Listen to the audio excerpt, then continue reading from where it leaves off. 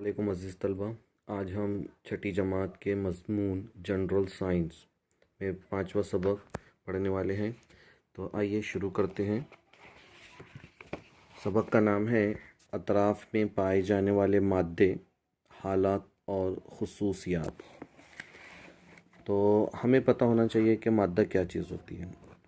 तो मादा ऐसी हमारे अतराफ़ में जितनी भी चीज़ें होती हैं वो सब मादे की बनी हुई होती हैं। जो भी चीज़ हमारे सामने है, ठीक है, हमारे खाने पीने की चीज़ें, लिखने की चीज़ें, उठने बैठने के इस्तेमाल की चीज़ें, ये मादे से मिलकर बनी होती हैं। तो आइए यहाँ पर दिया गया है, ज़रा याद कीजिए। पानी की गैसी, माय और ठोस हालतों के नाम लिखिए। तो पानी की जो गैसी हालत होती है वो होती है भाप, माय पानी ही कहलाता है, और ठोस बर्फ जो होता है वो ठोस हालत होती है पानी की। आगे में हमें कह रहा है मादे की हालत और हालत में तब्दीली। आइए अमल करके देखें। हम देख रहे हैं कि यहाँ पर हमें एक कटोरी में मोम के टुकड़े दिए हुए हैं। मोम हमें पता है ठोस हालत में होता है, और हमें अमल करने के लिए कह रहे हैं। तो कहते हैं कि एक कटोरी में मोम के टुकड़े लीजिए और मोमबत्ती या फिर स्प्रिट लैंप पर गर्म कीजिए। एक कटोरी, जैसे कि आपने यहाँ देखा है, कटोरी के अंदर हमने मोम के टुकड़े लिए हैं। अब इसके नीचे या तो आप जलती हुई मोमबत्ती लगा दीजिए या फिर इसको स्प्रिट लैंप कहते हैं। ठीक है, ये देख रहे होगे आप। ओके, अब होगा क्या? तो नंबर एक, मोम के टुकड़ों में क्या तब्दीली होती है।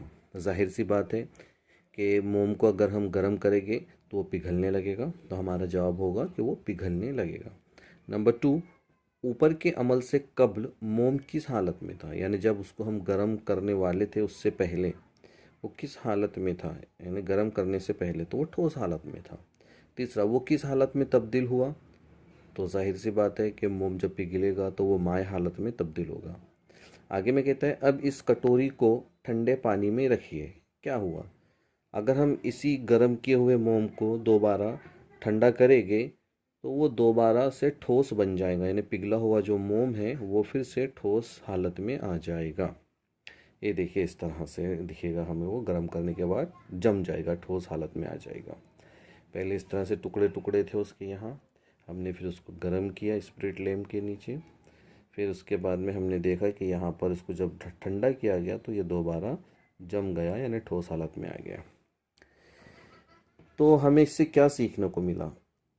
सीखने को ये मिला कि मादा जब एक हालत से दूसरी हालत में तब्दील होता है तो उस अमल को मादे की हालत में तब्दीली कहते हैं। जाहिर सी बात है कि एक चीज़ अगर एक हालत से दूसरे हालत में तब्दील हो जाएगी तो उसे हम मादे की हालत में तब्दीली कहेंगे। ठीक है,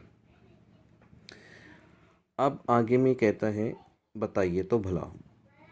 तो यहाँ पर हमें कुछ चीज़ों के नाम दिए हैं। स्प्रीट लिखा है, काफूर, पेट्रोल, घी, खोपरे का तेल, नेप्थिलीन की गोलियाँ, नौशादर। इन अशिया में से नंबर एक, आप आपने कौन सी अशिया सर्दी में जमी हुई देखी है? तो सर्दी, अभी मौसम चल रहा था सर्दी का, हमने देखा कि घी हमको दिखाई देगा जमते हुए। ठीक है, उसी तरह से खोपरे का तेल जम जाता है, माय हालत में होता है लेकिन सर्दियों में वो थोड़ा सा जम जाता है, ठोस हो जाता है। ठीक है, नंबर दो, किन मायात की गैस में तब्दीली देखी? ठीक है, नहीं, ऐसी कौन सी माय अशिया है जो गैस में तब्दील होती है? तो यहाँ पर हम देख रहे हैं स्प्रीट जो होता है एक तरह का लिक्विड होता है, ये गैस उसको खुला रखने पर ये गैस में कन्वर्ट हो जाता है, उड़ जाता है। उसी तरह से माई की बात कर रहे हैं तो पेट्रोल, पेट्रोल को भी अगर हम उसे खुला रख दें तो वो कुछ देर बाद पूरा उड़ जाएगा। ठीक है, तो ये माइयात थे, इनको अगर हम खुला रख दें तो ये उड़ जाते हैं, यानी गैस में तब्दील हो जाते हैं। नंबर तीन, कौन से ठोस रास्त गैस में तब्दील होते हैं? रास्त मतलब सीधे डायरेक्ट, यानी ठोस से पहले माय बनना चाहिए था लेकिन माय नहीं बनता है, डायरेक्ट वो गैस में तब्दील हो जाता है। तो कौन सी अशिया होती है इसमें? तो इसमें होता है काफूर। काफूर ठोस हालत में होता है, अगर आप इसको ऐसा रख दे तो कुछ देर के बाद में पूरा काफूर गायब हो जाएगा, गैस में वो कन्वर्ट हो जाता है, उड़ जाता है। उसी तरह से नेप्थिलीन की गोलियाँ, ठीक है, ये भी ठोस हालत में होती है और इसको अगर आप रख दें कहीं पे तो ये भी कुछ दिनों के बाद में ख़त्म हो जाती है, मतलब गैस बन के उड़ जाती है पूरी गोलियाँ। ठीक है, उसी तरह से यहाँ पर नौशादर का जिक्र किया गया है, ये भी ठोस हालत में होता है, उसको खुला रखेंगे तो ये भी उड़ जाएगा। आगे कहता है इससे क्या वाज़ेह होता है, क्या वाज़ेह होता है, तो हमको ये पता चला कि वे सर्दियों में जो थी कोई चीज़ माए से ठोस बन रही है, और कुछ चीज़ें उसको गर्माहट मिलने पर मतलब खुला रख रहे तो जो दर्जे हरारत होता है हमारा कमरे का दर्जे हरारत, उस बिना पर वो डायरेक्ट ठोस से गैस में तब्दील हो जाती है ना। तो क्या सीखने को मिला इससे हमें, तो कहता है हर मादे को हरारत पहुंचाई जाए, यानी उसको गर्म किया जाए या उसमें मौजूद हरारत को खारिज किया जाए, मतलब उसको ठंडा कर दिया जाए, गर्म करने पर भी और ठंडा करने पे भी, तो क्या होगा, मादे की हालत में तब्दीली वाक़ होती है। ठीक है, तो जो शय होती है अपनी सूरत बदल लेती है, वो कब, जब हम उनको या तो हरारत पहुंचाएंगे यानी गर्म करेंगे या उसको ठंडा करेंगे। ठीक है, दोनों कंडीशन में हालत चेंज होगी। तो हमारे अतराफ़ का हर मादा जो होता है ठोस, माय और गैस, इनमें से किसी न किसी हालत में पाया जाता है। ठीक है, मादा जो होता है 3 हालत में पाया जाता है, ठोस, माय और गैस। तो यहाँ देखिए तस्वीर में हमें कुछ चीज़ें दिखाई थी, यहाँ पर इस तरह से आप देख रहे होंगे, ये घी है, खोपरे का तेल है, नेप्थलीन की गोलियाँ हैं और ये कापूर। ठीक है, सो हमने यहाँ पर आज देखा कि अगर मादे को हरारत दी जाए या उसमें से हरारत निकाल ली जाए तो उसकी हालत में तब्दीली वाक़ होती है। ठीक है, यहाँ पर हमें कह रहे हैं कि ऐसा हो चुका है।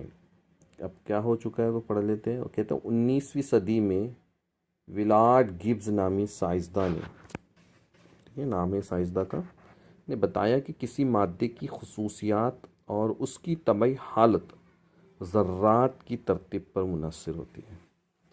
तो ये थोड़ा हम समझ लेते हैं। सबसे पहले तो आपको याद रखना पड़ेगा साइंसदां का नाम, जिनका नाम है विलार्ड गिब्स। इन्होंने हमें बताया कि जो मादा 3 हालत में पाया जाता है, ठोस, माय और गैस, तो ये ठोस और माय और गैस होने के जो ज़िम्मेदार होते हैं उसके ज़र्रात होते हैं उस मादे के। ठीक है, ज़र्रात अपने आप को जिस तरतीब में ढाल लेते हैं उसकी बिना पर ठोस, माय और गैस बनती है। तो किसने बताया हमें, ये विलार्ड गिब्स नामी साइंसदान ने बताया 19वीं सदी में। ठीक है, तो अज़ीज़ तलबा आज के लिए हम इतना ही पढ़ने वाले हैं। इंशाल्लाह इसके आगे का कल की वीडियो में हम देखेंगे। तब तक के लिए पढ़ाई पे ध्यान लगाइए। अल्लाह हाफिज़।